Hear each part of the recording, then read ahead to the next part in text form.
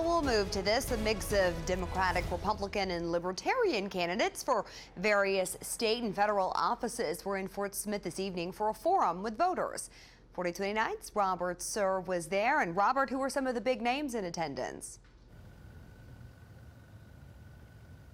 Hi, Allison. Good evening. I think the biggest name at this event was Ricky Dale Harrington Jr., the Libertarian gubernatorial candidate. He was joined by many others that were running for other seats, including a state House seat, state treasurer, and even the U.S. Senate.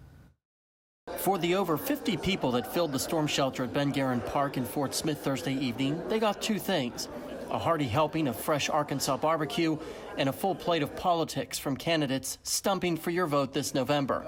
The invitation event hosted by the Arkansas Farm Bureau featured not only candidates on the state level, but more specifically, those who would represent Sebastian County.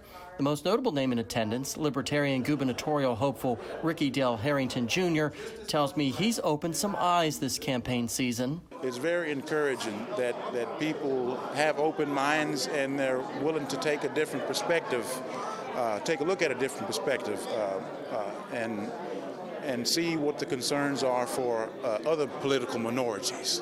In the interest of fairness, each candidate was allowed 5 minutes to speak to the crowd about their platform and why you should vote for them November 8th.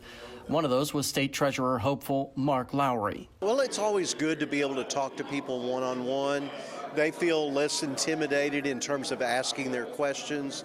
A lot of times, politicians, unfortunately, we have our pat speeches that we've maybe given over and over again, and we maybe don't really touch on what are the things that are on people's minds. Now, Allison, officials with the Farm Bureau did tell me that they actually invited 21 candidates to this event, and those did include such names like Sarah Huckabee Sanders, the Republican gubernatorial candidate, and Democratic gubernatorial candidate Chris Jones. Unfortunately, both of those individuals were unable to attend tonight's event. We're live in Fort Smith. Robert Suhr, 4029 News.